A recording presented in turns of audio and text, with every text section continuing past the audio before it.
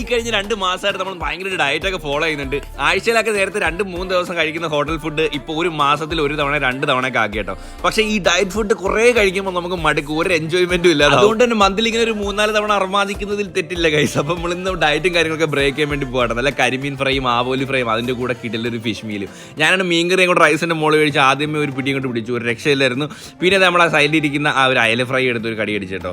എനിക്ക് ഭയങ്കര ഇഷ്ടപ്പെട്ടു. നമ്മൾ മീൽസ് കഴിച്ചപ്പോൾ മൃദുല പറഞ്ഞത് പാൽക്കപ്പയാണ് കേട്ടോ. പാൽക്കപ്പ ഇതിന് മുമ്പ് ഒരു ദിവസം കഴിച്ചപ്പോൾ എൻ്റെ പൊന്നു ഗൈസ് ഇനി ജീവിതത്തിൽ കഴിക്കത്തില്ലെന്ന് വിചാരിച്ചിട്ടുണ്ട്. പക്ഷേ ഇത് ഒരു രക്ഷയില്ലാത്ത ടേസ്റ്റ് ആയിരുന്നു. എനിക്ക് ഭയങ്കര ഇഷ്ടപ്പെട്ടു. ഞാൻ വിചാരിച്ചു പുല്ല് അത് പറഞ്ഞാൽ മതിയായിരുന്നു, മീൽസ് പറയേണ്ടായിരുന്നു എനിക്ക് തോന്നിപ്പോയി. ഞാൻ എങ്ങനെയെങ്കിലും മീൽസ് മൃദുലേക്ക് അടിച്ചേൽപ്പിക്കാൻ നോക്കി, പക്ഷേ അവൾ വാങ്ങിയില്ല ഗൈസ്. ഞാൻ ആ പാൽക്കപ്പയുടെ കൂടെ നമ്മുടെ കരിമീൻ പൊള്ളിച്ചതും കൂടി കൂട്ടി ഒരു കോംബോ അടിച്ച് നോക്കി, ഒരു രക്ഷയില്ലായിരുന്നു. അത് വർക്കായതാണ്ട് അവനും അത് ട്രൈ ചെയ്ത് നോക്കി. അപ്പോൾ ഗൈസ് നമ്മൾ ഫുഡ് കഴിച്ചതിന്റെ ബില്ല് വന്നു 1550 രൂപയാട്ടോ. കരിമീൻ ഫ്രൈ ഇട്ടിരിക്കുന്ന വില 550 രൂപയാണ്. എനിക്കിതിന്റെ ഈ കരിമീൻ്റെ വിലയൊന്നും എനിക്ക് അത്ര അറിയത്തില്ല. അപ്പോൾ ഇത് ഓവർ പ്രൈസ് ആണോ നോൺ പ്രൈസ് ആണോ നിങ്ങൾ താഴെ കമന്റ് ചെയ്യാട്ടോ.